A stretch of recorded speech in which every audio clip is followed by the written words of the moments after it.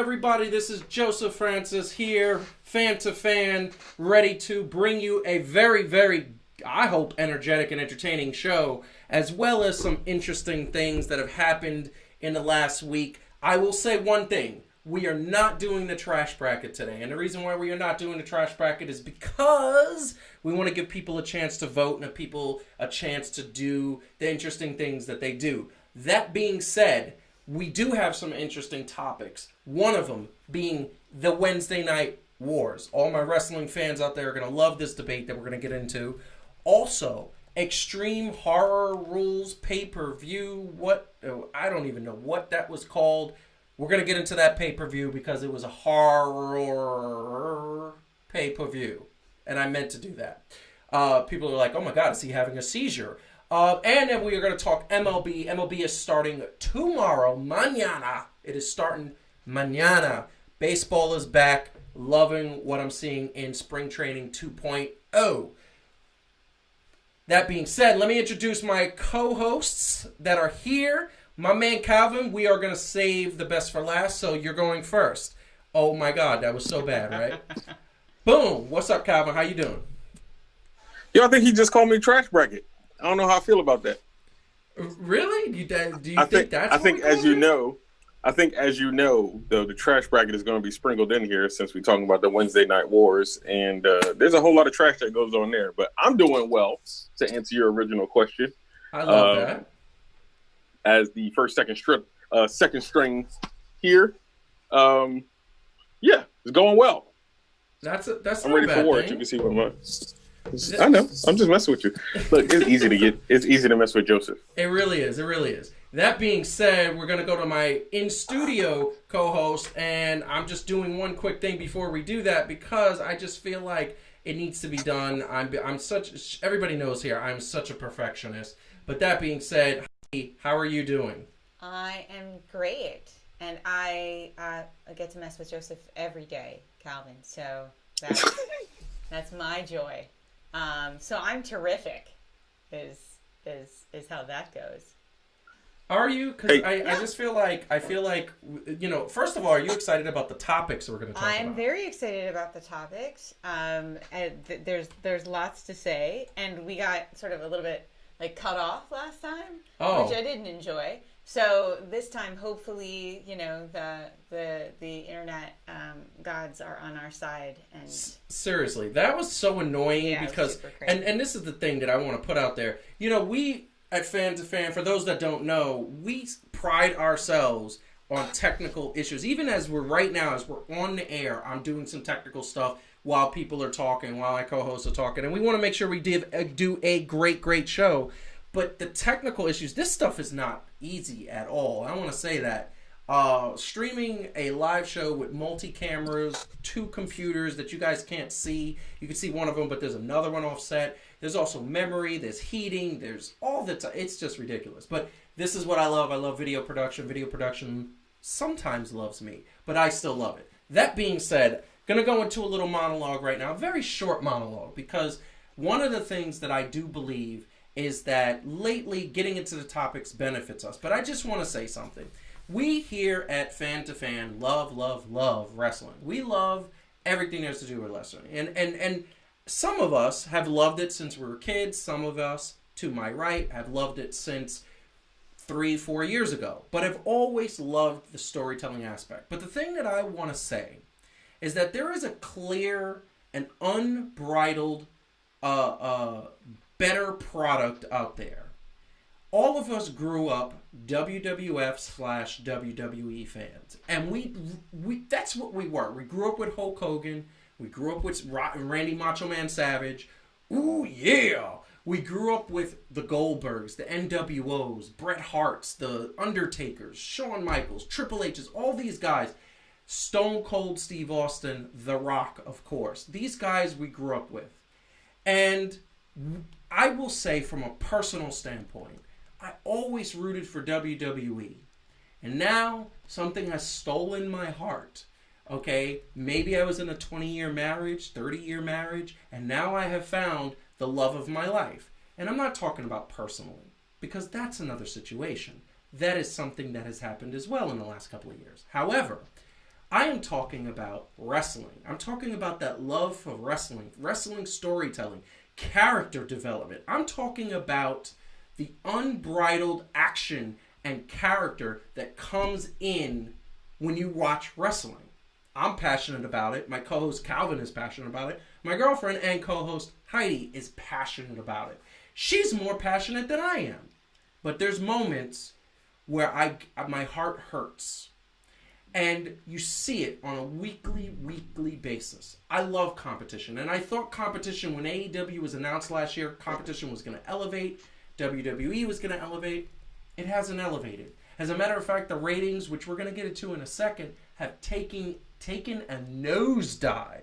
And when I say nosedive, the ratings used to be in a 5 to 6 million people watching range. Now they're Monday Night Raw, which was the flagship of wrestling, is barely hitting 1.8 million. Now, I know 1.8 million. We would love to have 1.8 million here, and we will. And I do believe that Fan to Fan is one day going to take off, and it's going to be something that is going to be amazing. However, 1.8 million for Monday Night Raw, WWE, is sad, pathetic, and something needs to change. And what needs to change is the unbridled, unbelievable character and story development. Right now, what needs to happen is some great storytelling, and that's not happening. The writers' rooms were on the trash bracket. They were on the writers' and Vince McMahon was on the trash bracket for one reason, because they took a product that we all know and love and tanked it. And that's what is happening. And we don't know if that's ever going to come back. And truthfully, I'm a little scared that it may never come back.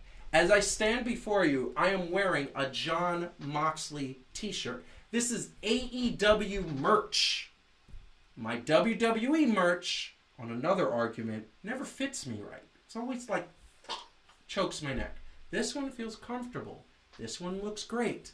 It is the superior product. That is the analogy that I'm using. And now I bring in my co-host to talk about this very topic, because we are talking about the Wednesday night wars that are happening every Wednesday night between NXT and AEW. And here's the bottom line.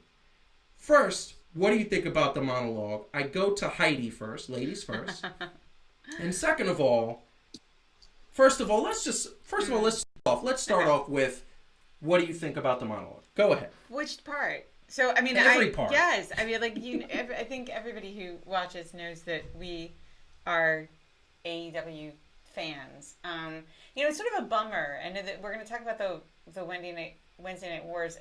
It's sort of a bummer that I feel that, like, in a way, WWE's best product is on the night that is up against our favorite show, because Raw and SmackDown are just terrible. NXT is actually, in some ways, one of the more interesting of the three. But yeah, it's really kind of a bummer. They're really, one of the things, and I know we're going to talk about this later. One of the things that you just feel watching WWE is not only is it really predictable, which is a huge problem. Like, you can kind of, when anything starts, you know exactly how it's going to end. But it also feels sluggish a lot of the time. Like, we watched the last pay-per-view, and I think maybe, I mean, I could have easily cut like 45 minutes out of that just by cutting like dead time where nothing was happening. So yeah. It feels sluggish. It feels it's a lazy show. It follows a lot of the same formulas. When you get surprised on WWE these days, it's like you can't believe you were just surprised. Like, it's so shocking that something happened that you didn't see coming. Honestly, I don't think I've been surprised since the Money in the Bank match, which actually, because it was so novel the way they did it, actually had a few things happen that shocked me. Although you actually did still predict. I did still who predict was that. Win. I really did still predict that, and like which was shocking to me, by the way. AEW is still, I mean, it's still wrestling, right? So it's still following the same general formula, but the pace is much faster. And I do feel like I don't know, going into most matches, what's going to happen. I can guess, but I feel like that's all I'm doing is guessing. Whereas with WWE, I'm like, I totally know. Not only what they're going to do tonight, but I know what they're going to do for the next, 2 months with whoever is fighting. Yeah. It's super formulaic. It feels really lazy. It just feels really lazy. It feels like it's been a long time since they did stuff that really felt exciting. I don't know.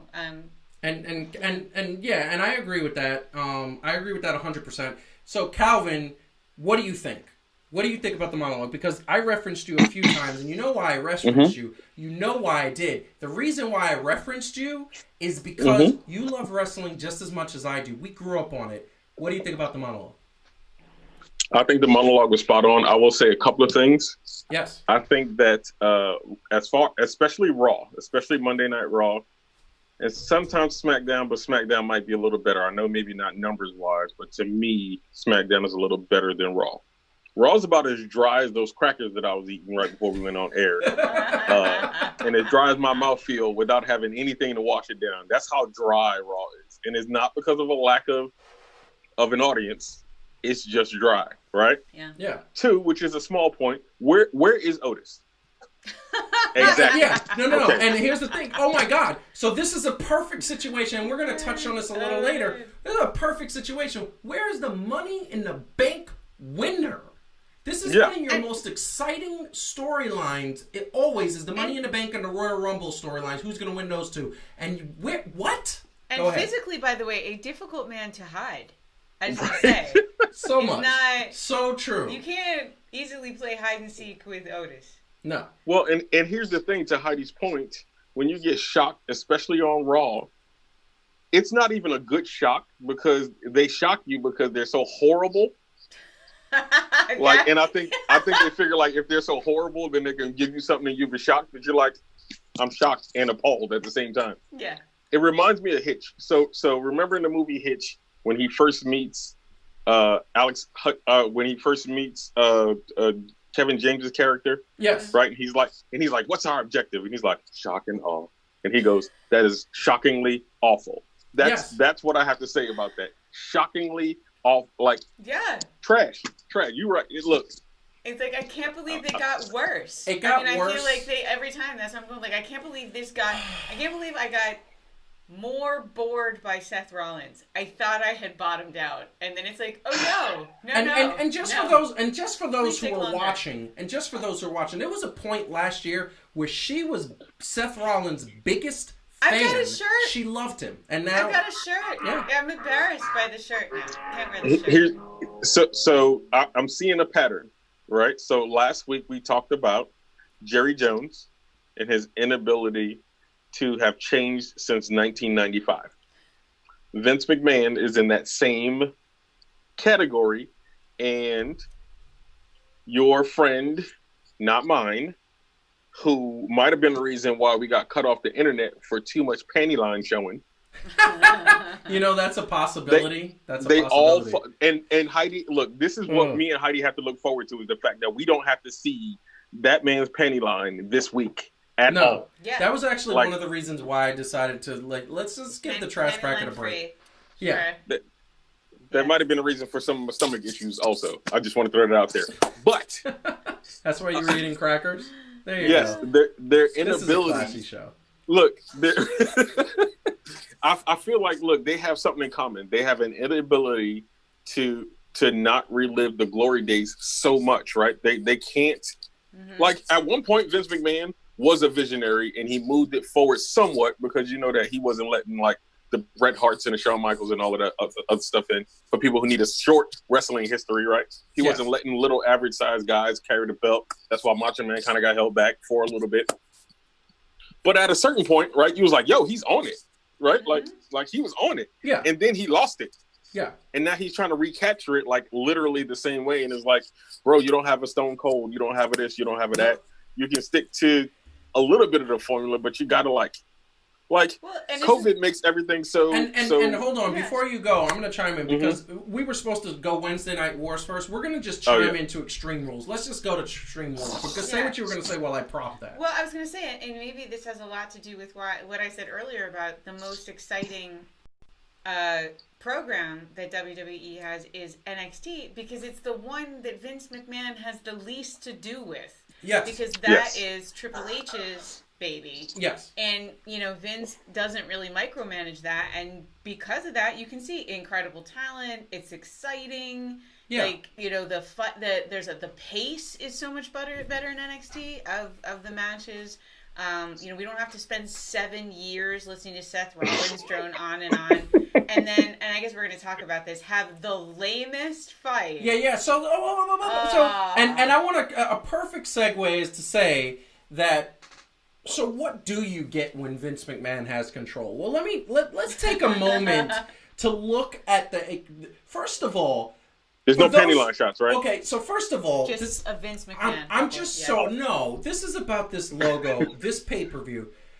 Those out there who don't know, and those out there who are watching, and by the way, forgot to say, if you are watching, please hit like, share, and subscribe to the channel. We have we're going to talk about subscribers later on. But for those who don't know and know about wrestling, Extreme Rules started and emanated from ECW, which is one of the most iconic brands in the history of wrestling. Iconic. And ECW was hardcore. It stood for Extreme Championship Wrestling. And when WWE bought ECW, Extreme Rules, they said, let's keep it as a pay-per-view. Once a year, we get to be extreme. And there's actually a soundbite of Paul Heyman going, I'm going to get extreme and everything. So what do we get this year? First of all, not only do they take Extreme Rules and kind of underline it, they take Extreme Rules and they put the horror show on top of it in July.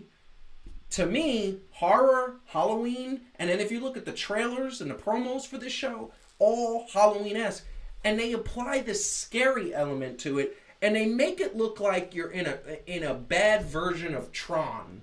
The movie Tron that people like, and it looks like that, and oh my god, and just so really quick, the idea here was let's be gory, let's be very oh my god, we're gonna be super violent and super gory and maybe dramatic. So first and foremost, I'll just highlight at the top. There was 2 good matches. And feel free to disagree, Heidi. Feel free to disagree, Calvin. There were 2 good matches. It was the New Day versus Shinsuke and Cesaro, which once again prompts the idea that these 4 are your main talents that never get the main billing. And when Kofi was the champion, he was having top-notch matches every single pay-per-view. Okay, and it was just amazing. And Big E needs to get a push, and Shinsuke and Cesaro needs to get a push, and Shinsuke needs to get whatever. And then the second match, in my opinion, that was pretty not bad. I thought it was amazing. Was Sasha Banks versus Asuka. Okay, proving once again that WWE's women's division, even though they don't have their top 2 talents, is not bad at all. They've still got a very long list of talent, and it ended where Bayley kind of screwed it over, but I thought that was not bad. It was okay. And then the last thing I'm going to say, and I'm going to ask you guys this, and it ended with New Day losing the championship, and these 2 guys getting it. Now, do you agree, Calvin first, that these were the 2 best matches? Yes. I want to smack Bayley for the... Well, I can't smack Bayley for the ending. She's just doing what she needed to do. Mm-hmm. Okay, so this is very picky, and this is why it's picky. I know it's picky. I know it's petty, what I'm about to say, but be petty. After 30 years, I have the right to be petty on this, right? Mm-hmm. Some sort of consistency needs to happen in kayfabe rules about what you can and can't do to a referee, whether you know what I mean? Like, really? So just a shirt makes the referee. Of course, so Bayley can literally take the shirt.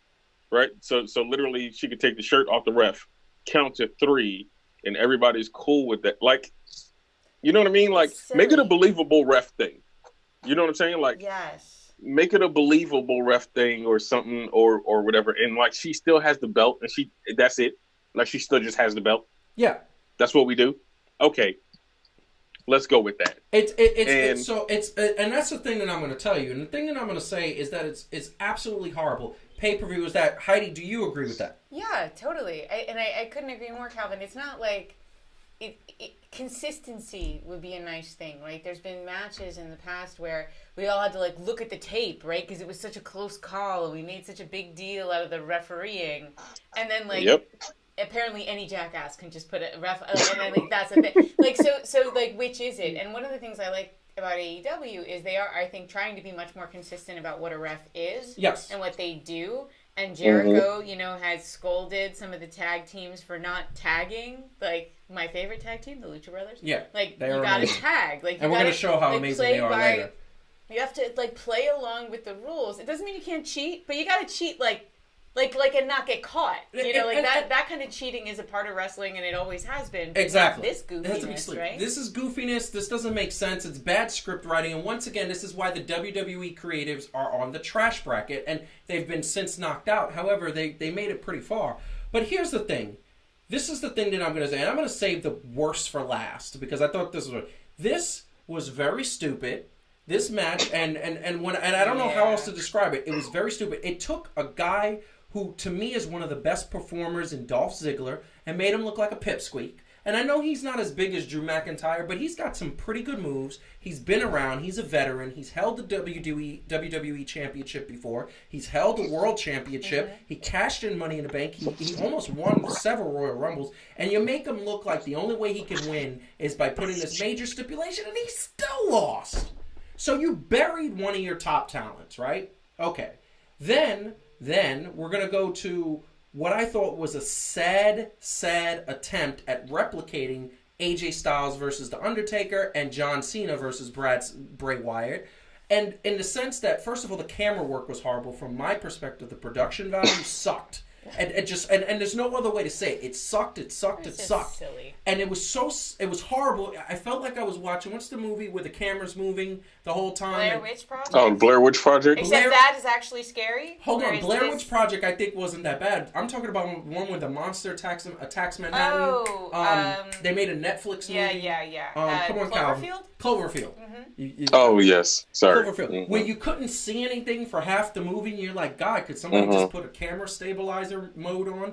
And then on top of that, it ended where dude took a swim in a swamp, and that's how we ended. And then we see The Fiend, which, by the way, the only reason why this match wasn't the worst was because The Fiend popped up at the end and said, oh, this is interesting. And then, and this is the part where I'm literally going to put my camera on, and I'm going to say, WWE, I don't know what you think we are. I don't know if you think we're idiots as watchers or idiots as viewers. I don't know if you guys think that this is okay to be this bad. But this is the worst match concept, the worst match, and the worst unbelievable piece of crap that I have seen from WWE in its entire existence. And it was this match. For an eye match, you actually thought that we were going to believe that somebody was going to lose an eye. And by the way, what happened when somebody lost an eye? What was the thing that happened? I don't even understand it, and I'm going to bring up this picture. But what's horrible about this, and what's really bad about this, is that, these were between two of the greater talents in the WWE. And Rey Mysterio, to me, is a first ballot Hall of Famer. He is unbelievable. He is truly amazing. He's still putting on great matches at the age of 46, I think. He's 46 or 47. And you put him in this crap, and then you expect for us to believe right here that that's a real eyeball? Yeah, so I mean, just in case anybody doesn't know who's watching, the whole premise of this thing was that they would not, the match would end when someone lost an eye, which has got to be the silliest thing I've ever seen in my life.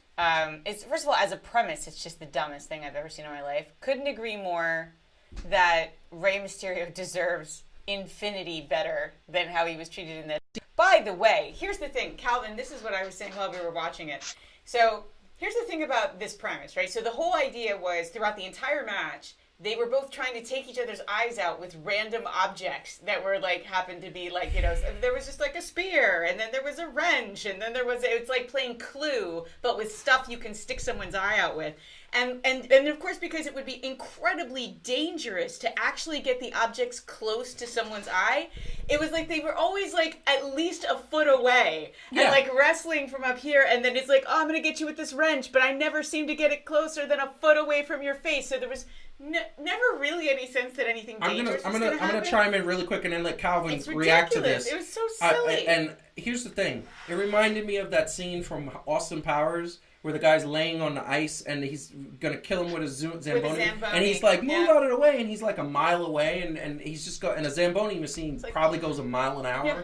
That's what it was. It's like, oh no, there's no actual danger. So upset. Calvin, what do you think? Yeah, go ahead, Calvin.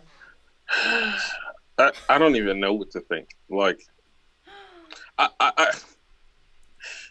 okay.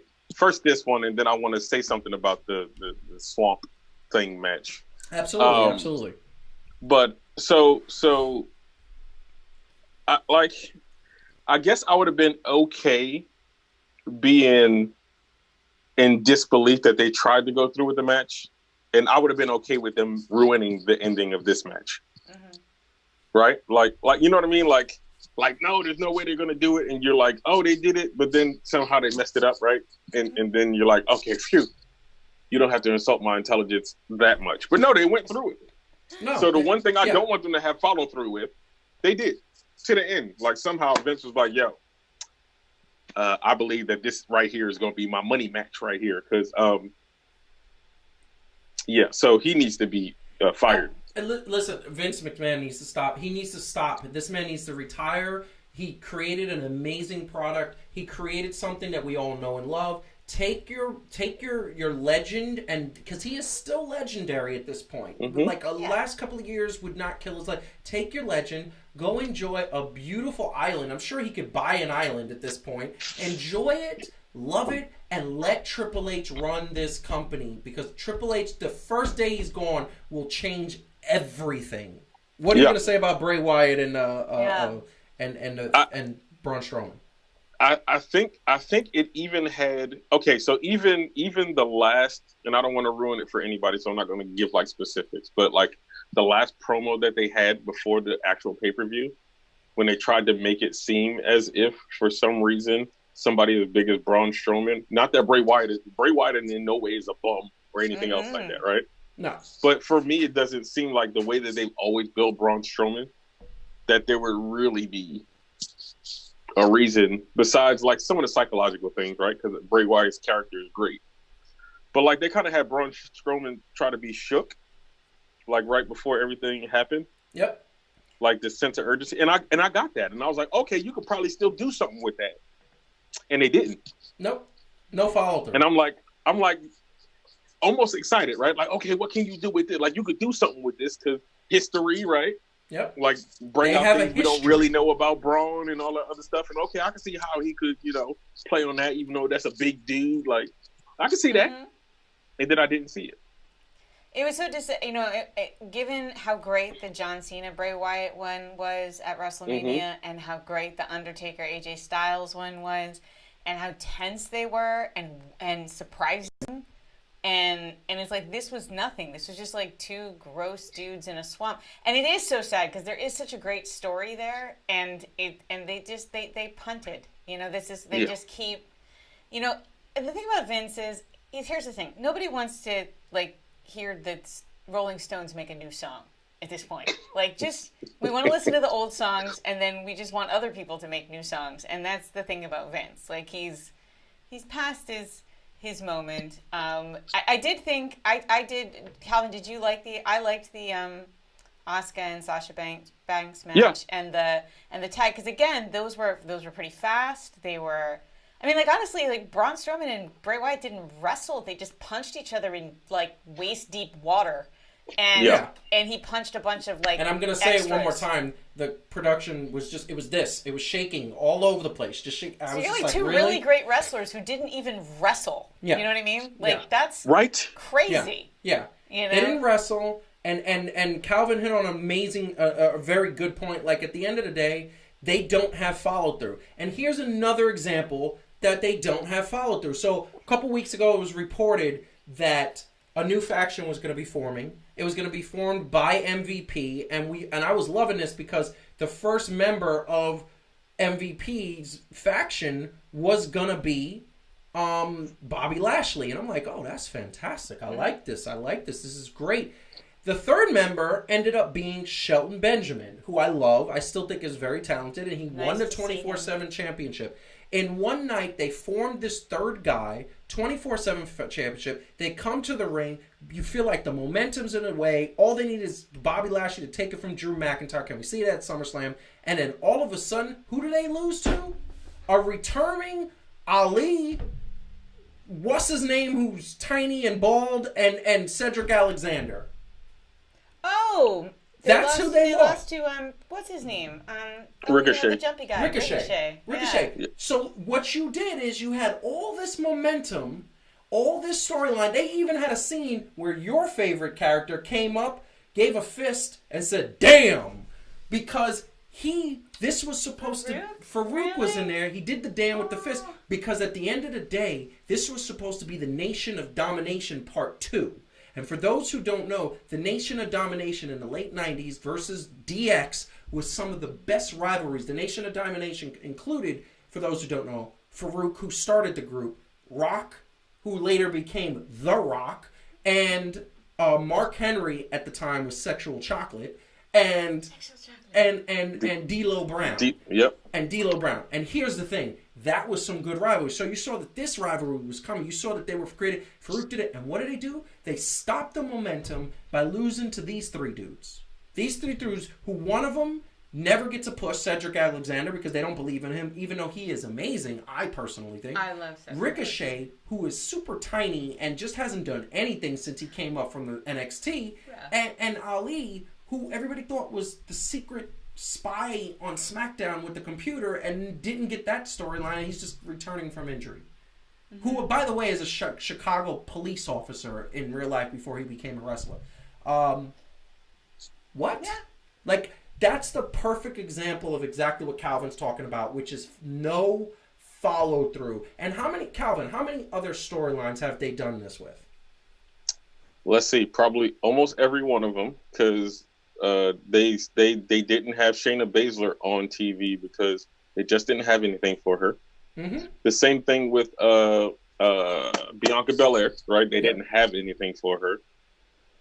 And I'm like, that's weird. Yep. I don't know what happened to Marina Shafir and Jessamine Duke. I don't know what happened to them. Like, Shayna got called up and then they got scrubbed out, apparently. You don't have to have the four horsewomen, sorry. Yeah. But you could have still had something. Like, I mean, Ronda wasn't there, but you still could have, like, led it up to, like, you could have even led it up to it, made it a longer feud. Yeah. Then have Ronda come in if you're trying to work that angle in or whatever. But yeah, let's see, Mandy and Sonya, they dropped it with that. Yep. You think the Iconics are going to do something? No, they keep on pushing. Look, look here. If I see Nikki Cross getting upset. If I see Nikki Cross and Alexa Bliss get another belt, I might scream. Like, I don't know why they are like they love now these thrown together tag teams and then making them win. Yes. Like, it's so random. I never know. It's like, oh, and today Ali, Ricochet, and Cedric Alexander are together. Yeah. Because they're all brown. I mean, what is the? And by the way, is that a little weird visually that the three brown guys were fighting the three brown guys? Yeah, it's like black on black violence. It's colored people on colored people violence. It's like, what? Is it the brown division? They were like, hey, they said, hey, we got 7 minutes. We got 7 minutes. Where's all the black dudes? That's what they said. That's what happened. Oh my God. Oh, it's not okay. We only have 5. Well, throw in Mustafa. Isn't he one of them? He's kind of, right? Maybe. I don't know. Whatever Ricochet is, we're not sure. Yeah, we're not sure, right? Like, right? And like, you don't have to have the black dudes versus the black dudes in order to be something. Like, I don't even understand. It's so true. Now that I think about it, it's so true. We got to move on, but I just want to say that this is so ridiculous, and this is what the monologue was about. The monologue was about the fact that WWE used to be the king, used to be the emperor, the god of wrestling, and now it's not the case. And that's the perfect segue because we're going to go into the Demo God. The Demo God, self-proclaimed, is on AEW, yes. Hence the Monday Night Wars. The Wednesday Night Wars. I always mess that up. And AEW versus NXT, just to put up on the screen, this is very important for those who don't know. It is the Wednesday Night Wars. These are the ratings. These are the number of people who have watched each show. And pretty much dominated by AEW for the most part. There was 2 weeks where NXT kind of, or actually 3 weeks where NXT kind of did a really, really put up some good numbers. That didn't last because Fight for the Fallen, which was last week's numbers, actually did some big numbers. Probably AEW's biggest numbers in a long time. That being said, we've talked about it on the air many times before. We've said it on the air where we've said, why can't these ratings get higher? They're doing 700,000. They should both shows should be doing 1 million. I mean, there's no sports competition. Hasn't been any sports competition. Hasn't been any live sports competition. People have been indoors. I guess people have been streaming. We've talked about it many times. But that being said, we're going to talk about the unbelievable war that is going on, because what's happening right now is you see these guys and you see NXT is happening, and NXT. Once again, it's not Vince McMahon. It's Triple H. And NXT gave the people what they wanted. Keith Lee is the double championship belt. I got some breaking news coming right after I say this part on that subject. Keith Lee is doing his thing. He's dominating. And at the end of the day, he was the best thing for such a long time in NXT. There's other people, Johnny Gargano and Ciampa. These guys are great, but Keith Lee, because he's so good on the mic and he's a big dude who's so agile, he is the face of NXT right now. There's no Charlotte Flair right now, and he's doing what he's saying. I want to say the breaking news.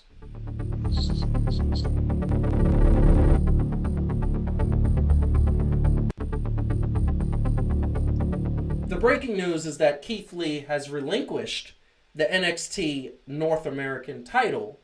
Because, the reason that he was given is that he wanted to focus on the NXT title. The reason that is the truth is that WWE doesn't know how to have a dominant, superstar. They just don't. They can never have somebody with 2 belts. I don't understand that. Except for Becky, which, by the way, lasted, 3 months?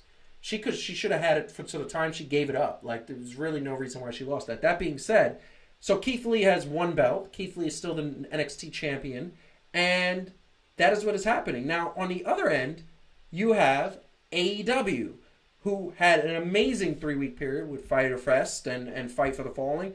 Kenny Omega and Adam Hangman Page defending their title. Chris Jericho fighting Orange Cassidy. That was one of the better matches I've seen from Orange Cassidy. And Chris Jericho, he needs to lay off those Cheddar Bay biscuits. But, and you saw the Best Friends stepping up their game against the tag champions. You saw the AEW, and this was something amazing to me, you saw guys that necessarily were not known for such good matches, them stepping up with the guidance of Matt Hardy. That's Private Party. Dude is in the air so far. And the AEW women's division, we saw a new light in that division in this form of Penelope Cruz, who actually looked like she can wrestle. That being said, I will say there's something else we're going to show in a second, but Calvin... So, sorry for the monologue again. Can't help it today. Calvin, what do you think? Mm-hmm. AEW is the superior product, right? Yes, but I will say this in Keith Lee's defense, because we all know that I love the Limitless one. I love him too. I love Keith Lee. Now, I will agree with you. The WWE does not venture into this 2-belt, right? The 2-belt thing. They did it with Seth Rollins, right? Was probably one of the first ones to actually have 2 different belts. You know what I mean? Because they've had the whole unified championship. But remember, he had the United States championship and the WWE championship and then lost one of them. But it fits Keith Lee's character and how he gave the description of it. You know what I mean? Yeah. So in that regards, because I think if Adam Cole had won both belts, trust me, he'd be double champion. Right. So I think they would, but and I hope they don't kill Adam Cole and them momentum in wrestling in general, because they're a great thing for WWE in general. Well, best of luck to Keith Lee. Best of luck to Keith Lee, but I just want to say Adam Cole's contract is up as of next Tuesday. I know, and just so happens his girlfriend is in AEW, and oh, by the way, his girlfriend just signed a 4-year contract with AEW, and Adam Cole has said multiple times he doesn't feel like he wants to go to the Raw and SmackDown call-up situation. And by the way, Calvin, did you know that Dr. Britt Baker is a dentist? I heard something about that before. I heard a rumor about Honestly, that. it is so nice that they've taken her character and it's like the dentist thing isn't quite as important anymore. And now she's just like, she's actually a great heel. She's a good heel. I'm very happy. Heel. She's not necessarily a great wrestler, but she is actually a very good heel. So I'm pleased now. This is what I would be leery about if they did make the jump to AEW. Not that they can't handle it. Mm-hmm. Is they're starting to have a lot, so you can't put everything everywhere. And I don't know how many people are watching AEW Dark, right? Yeah, that's true. So, I mean, you could kind of put some stuff on there, but you got to watch how you space it out and give everybody still momentum without not pushing the guys that were lower, like you said, like Private Party, SCU, a couple of these other dudes that they have these things going with. You don't want to kill their momentum by putting too many big names up there. I absolutely agree, Calvin. I was thinking about that the other day because you were telling me that, Joseph, that what's his name from WWE is coming over? Zack Ryder. Ryder. He is supposed to be coming. His arrival in AEW is imminent. And then there's like Rusev and other people. And I'm starting to actually worry a little bit about having enough room at the table because I've grown really fond of some of these AEW folks that have been featured a lot. And so if there start to be too many tag teams, if there start to be too many mid-card guys, there's actually starting to be a lot of mid-card guys. Yes. They don't actually have that many heavyweight heels, but so that I feel like you could throw in a couple more heavyweight heels. But like it's starting to feel like, okay, are they going to have to split into a second show? Because otherwise, to your point, Calvin, like they're not going to have enough time to continue to develop the storylines. So here's the thing: there is a second show coming, which is technically a third show. It is going to be on TBS. It's going to be very. They're doing the roadmap of WCW. They're going to have the Wednesday night, and then apparently they're going to go for Thursday night. So they're probably going to go for Impact Wrestling's jugular, which isn't going to be that hard. Even though. Whoa. Slammiversary. I heard some good things. Calvin, you about to say something? Yes. I actually rather watch Impact than I would watch Raw. Whoa.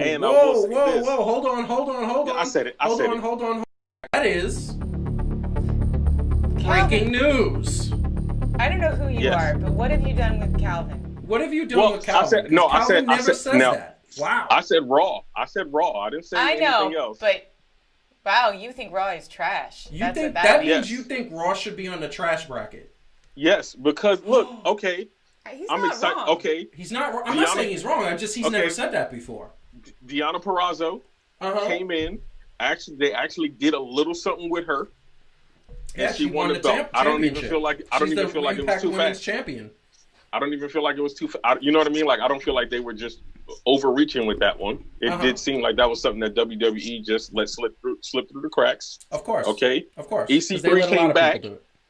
EC3 came. Oh, yeah. Matter of fact, if back. y'all want to see what a promo looks like, check out EC3's like independent promo before he came back to Impact. Yep. It's pretty dope. Yeah. It's actually pretty dope. Okay, so he came back, right? Oh, and are you going to name the best thing to ever happen to Impact? Is about to happen? What are you about to say? Well, Kurt Hawkins is on Impact, and they're making him not a bum. Yeah. Like he had to lose every match for 3 since years. Shawn Michaels actually had hair. Like that's ridiculous. I just want to say, and that's very sad because as I go like this, you can see I'm going bald here. Ago. However, yeah, but well, let's see who else did they have. Oh, Heath Slater. Yeah, Heath Slater's coming on and making noise, right? He's got kids. He's got kids, so he needs. And here's the thing that I'm also going to say, and this is one of my favorite wrestling storylines: Aces and Eights, baby, and they are coming back. The Motor City Machine Guns is coming back. No. They came back at Slammiversary and won the tag championships. like they got a little something going. I'm saying they got a little something going on with their little homegrown. Like a little something, right? But here's my problem, and here's the problem that I have. The problem I have is that there's too much wrestling. We can't watch all this wrestling. I think actually some of our listeners might be feeling like there's too much wrestling, and we have a couple other topics to cover. No, yeah, I know. That was they're on Tuesdays. Yes, go ahead. They're on Tuesday. But yeah, no, I feel you. We gotta go on. But the thing that I want to leave, and I want to show this because this is the proof to me that AEW is the superior product. I think I saw the best, most amazing move in the history of AEW. Check this out. Matt Duck to the outside. Pentagon ran right into the right elbow of Nick Jackson. A lot of kicks. And boy, just a lot of great moves. Oh my God! Ray Phoenix. Matt Duck to the outside. Pentagon ran right into the right elbow of Nick Jackson. A lot of kicks. And boy, just a lot of great moves. Oh my God! Ray Phoenix. So dope. First of all, we watched that. We're watching this on TV. Once again, moments where our jaw hit the floor. Never saw anything like that. Calvin, did you see anything like that ever? No. Somebody should be dead from that move. Because all it took was an inch to the left, right, top, or bottom, and somebody's neck was snapped in half. First of all, Lucha Bros are the best tag team now. Oh my gosh. 100%. And the Young Bucks are amazing because they allowed that to happen and whatever. But I think the Lucha Bros, they just have a total body of bouncing on the wall. And the other thing that I'm going to say really quick, and then we move on, is like, oh my God. Like, for them to come up with that creativity, it's just mind-blowing. That was a mind-blowing. So, moving on. We are getting away from wrestling for those out there. For those out there who are watching, please hit the like button, share, tell a friend. We need subscribers. Want to say a quick announcement. I'm going to say this right now. We are at 182 subscribers. I know that for a lot of channels, 182 isn't that much, but I will say 182 subscribers, considering that a month ago we were at 105. I think that is an amazing feat. We are growing and growing and growing. And by the way, the more that we grow, the more we're going to be able to get out there, because here's the bottom line. We're trying to get to 1,000 subscribers so that money could come from YouTube, be put in our pocket. Right now we're doing this for free, just for fun. But the money is not so that we can make money. The money is so that we could do some really fun things, offer some really fun contests, offer some amazing giveaways that we can put back into the company. It's not going to go into our pockets, and cover some things that cost money to cover. That being said, if you haven't hit the subscribe button, that's where we want to do. We want to hit this. We want you to subscribe to the channel. So that being said, what is tomorrow, Heidi? What's the first day of tomorrow? It's the first day of the baseball season. Baseball season, and I'm just going to say this, and I got to do this, and I'm going to go to Calvin first because I'm getting naked in the studio for you those that don't know, and you know, like, unfortunately that it is. Calvin, what's the best thing you are looking forward to when it comes to the baseball season? I mean, all of it. I definitely like the first game that they're going to have. I feel is the first game, and the best game is, you know, the defending champs, who I did pick to go back and possibly defend, by the way. I still remember that. Versus, you know, the best team there is, which is the Yankees. Really? Is the Yankees the best team? That's what I said because I'm a fan. Okay, so this is what I'm saying. If you can still like the Knicks, then yes, the Yankees are the best fan. I changed into a shirt. I changed my jersey. This is the bottom line. Fired. Okay, what? There you go. Oh yeah, I changed my shirt. I got it on a wrestling shirt because now I want to be into the baseball. We're talking baseball, man. This is my first love, baseball. Everybody knows. I started the monologue off with Fan to Fan. This is my first love. I loved baseball, my first sport. I loved it to the point where I was like, oh my God, this is amazing. And it was, I was 4 years old. The Mets were kind of hot. The Yankees were not. I was a Mets fan, and I started. And then when I got into the 90s, it was Yankees, Mets. I was hoping for a Subway World Series. Got it.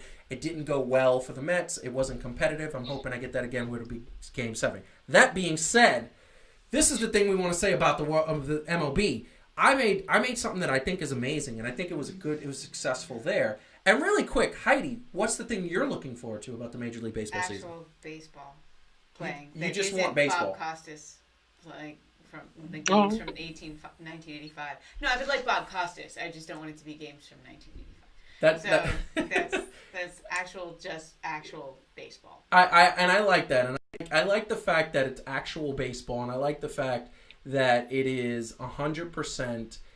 Baseball is one of those sports that I just feel needs to be really like when it's gone you miss it, but we're going to start complaining about it in the next couple of weeks. But I created something because I loved it when I did it for the NBA. I did it for the Major League Baseball. We have all the teams for Major League Baseball, and the way this works for those out there watching that don't know, the way this works is that the Major League Baseball, when you see the team that is a large icon and is at the top, that's the biggest chances of them winning the World Series. Definitely biggest chances of them making the playoffs. In baseball, you only get 8 teams from each, 4 from each league making it into the playoffs. That has not changed with the new format. It's a shortened season. First and foremost, looking at this diagram, and people out there feel free to put it in the chat, looking at this and comment below, looking at this dialogue, do you agree that top echelon is who it is? Because there are some people up there that maybe not so much. But do you guys agree? Heidi, you're up first. Oh, come on. I'm letting you go first. I mean, of course, right? I mean, the Dodgers and the Yankees seem to be favored. But in a way, it's like, so I think there are certain teams that, the tiny teams at the bottom that seem unlikely to. You know what? This is what part of what's so exciting is, like, there's definitely teams that have benefited from the fact that this is a shortened season. There's teams that that it kind of shakes things up a little bit, but I still think at the end of the day that the Dodgers and the Yankees feel like the safest bets. So yeah, I don't know, Calvin, what do you think? Yeah. Okay, so honestly, I feel like because it's so short of a season, honestly, right? Yeah. And it's kind of funny, but it's kind of not. So, 2 teams on here stand out to me for always flopping and having their fans think that they're going to do something, but by the time it actually comes down to it, right, it's laughable. Yeah. Who's that? Short season, 2, Seattle. And the Mets. Now I'm not one of those Yankees. No, I'm not one of those Yankees dudes that's just trying to clown on the Mets because they're the Mets. But think about it. If you could see my expression in the studio right now. No, but the Mets usually get this hot streak, right? And we know it, being New Yorkers, being friends with Marcus, Kimberly, and all those other people who, you know what I mean, Kim's actually a Yankees fan. But you know what I'm saying? Like the friends that we got that still die hard Mets. Adam's a Mets fan. But think about all the noise we got to usually hear right around the summertime, right? Like, yo, you need to watch it because they're about to nothing. They're about to do nothing. Usually. But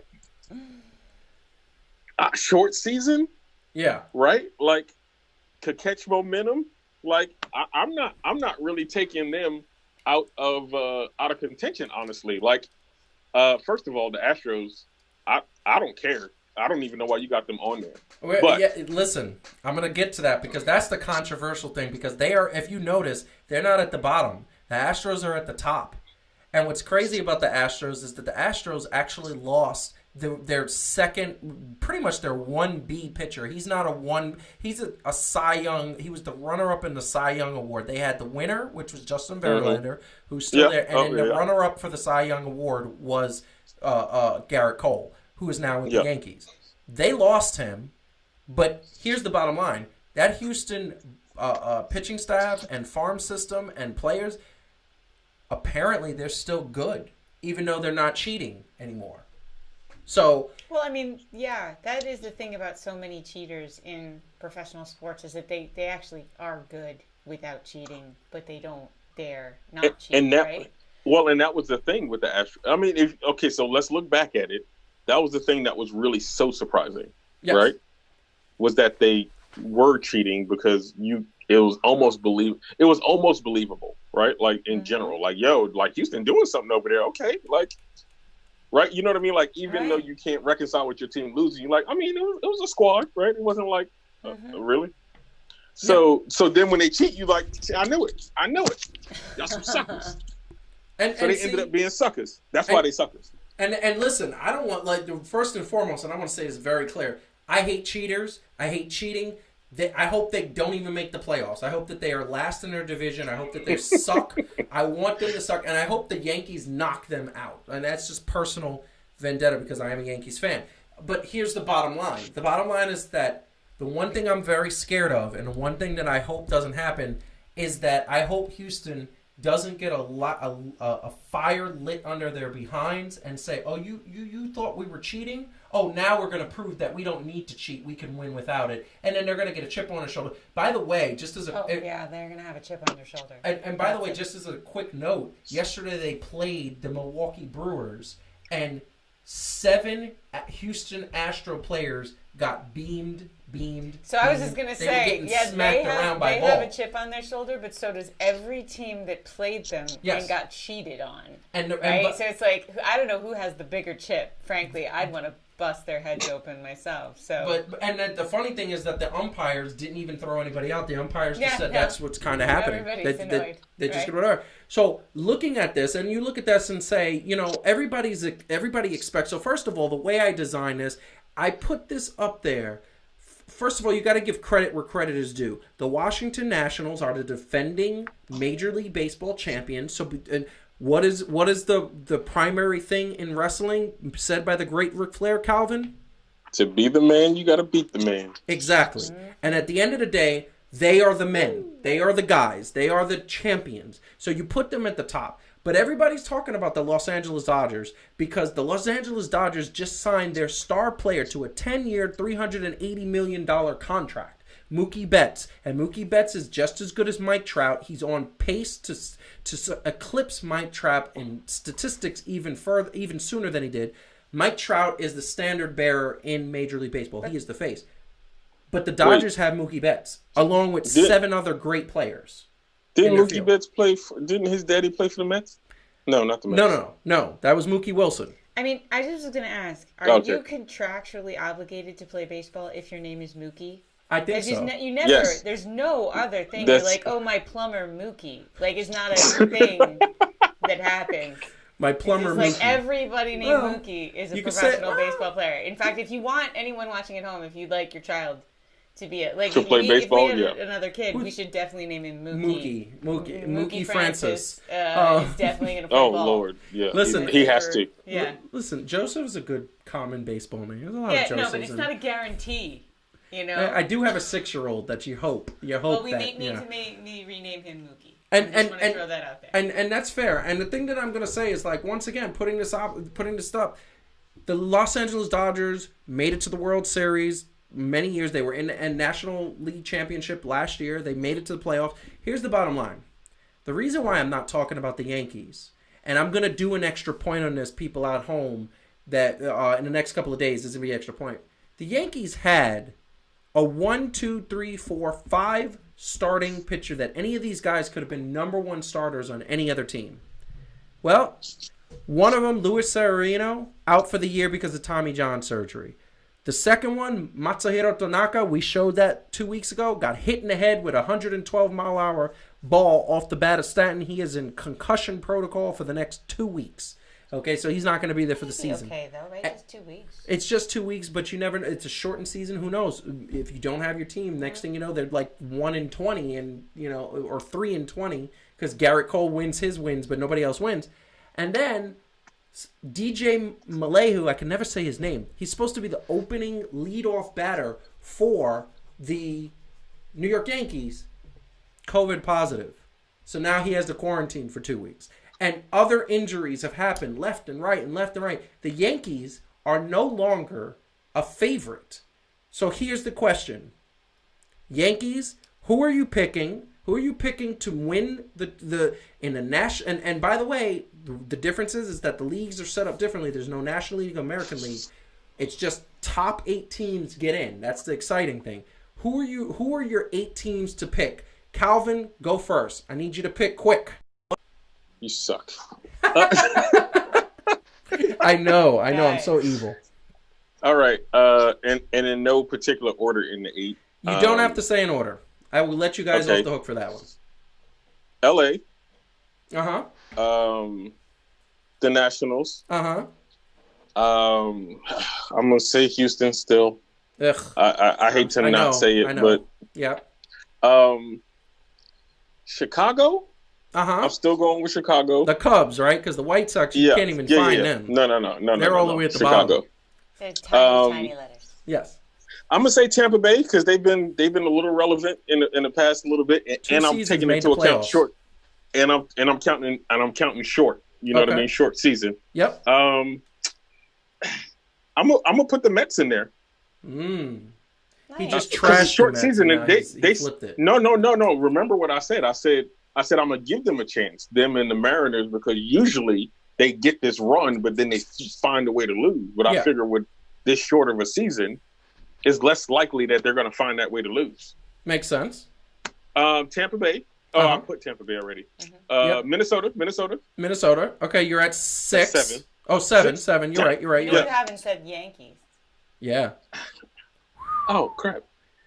I know that. Look, that kind of made me think, but I know I got to stick with my Yankees. Okay. So your teams are Houston, Washington, Los Angeles, Yankees, Twins, Tampa Bay, Chicago. You actually got, and the Mets. Those are the 8 teams. Okay. He left off 2 teams that I'm very curious about. Okay, Heidi, I like all of his votes. You like all his votes? Yeah, except that I want to say I think personally that if it's just 2 weeks of the Yankees not being able to have their pitching staff, I think they can make that up. I think that they can stay in it and then make it to the playoffs. And then, but then again, if everybody's healthy, or most everybody is healthy by the end, then I'm not knocking them out. Okay, so who are your teams? Same ones. Same ones. The exact same ones. Yeah, he makes a compelling argument, and I wouldn't have put the Mets in, but then when you said what you said, I was like, Plus, I like an underdog. When you first said, those teams that, are always disappointing and you think they're going to do something, I thought you were talking about the Eagles, and I was going to remind you that this is baseball, not football. Not football, but then, each sport my has Philly those fan empathy came out, and I was like, yeah, no, the Mets. Yeah. The Mets. So I hear what you're saying. So these are the teams I know are going to make it. I know the Los Angeles Dodgers. I know the Washington Nationals. I know the Houston Astros. Barf. I know the Tampa Bay Rays. Those are the 4 teams I know are going to make it. Is that Derek Jeter's team? No. Yes. He's the Miami Marlins. The Marlins. Can you find the Marlins on here? Yeah, there's a tiny in the corner. Bottom right. Bottom right. Very tiny. In the corner. Very tiny. Baby Marlin. Listen, the Marlins in about 4 years are going to be amazing. Who owns the Tampa Bay Rays? I don't know. I know it's an older gentleman, but it's Tampa Bay. It usually is. It's Tampa Bay. Usually an older white gentleman. Unfortunately. Old money, yes. Old money. And I'm going to go with those 4. I'm going to say that the Yankees... This is emotional, but I am first of all, I'm very worried because everybody keeps saying they could stay afloat for 2 weeks. But the thing that worries me about the Yankees is Matsuhiro Tanaka coming back, saying I'm fine, and then him being inconsistent. And in a short season like this, inconsistency is not a good thing. He has to give them at least 6 starts that are pretty amazing.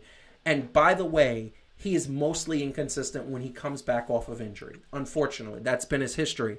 But and I'm very worried about the problem with the Yankees because they're sluggers. They go through these streaks where 2-3 weeks nobody hits anything. They get these flops and they don't score a lot. And then all of a sudden they'll go through 3 or 4 weeks where they slam 50 home runs a game. And I worry that in this shortened season they're going to have a situation where that happens and they're going to and other teams are not going to have that because they hit consistently. That being said, I'm going Yankees, so that's my 5th team.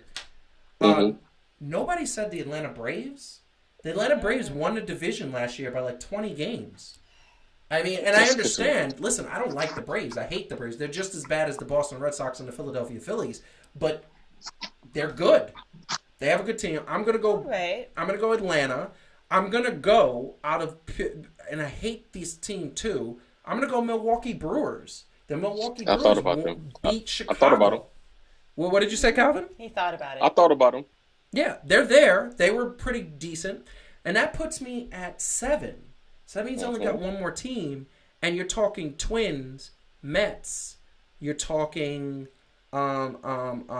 Cleveland. You're talking Athletics, who were in the playoffs last year. So. But I'm going to tell you right now, I'm going to say none of those teams. Traitor. You know what? I would love the Mets to be in it. Right. And the Mets, you know what? We don't need you. No. We don't need your support. We don't need your belief. And then here's the thing, and this is the thing I'm going to say. I want the Mets to win. Everybody knows I have a Mets jersey as well as the Yankees jersey. I want New York teams to prosper. And I love Jacob deGrom, and I think he's a star. He's 2 years in a row, Cy Young Award. He is a superstar.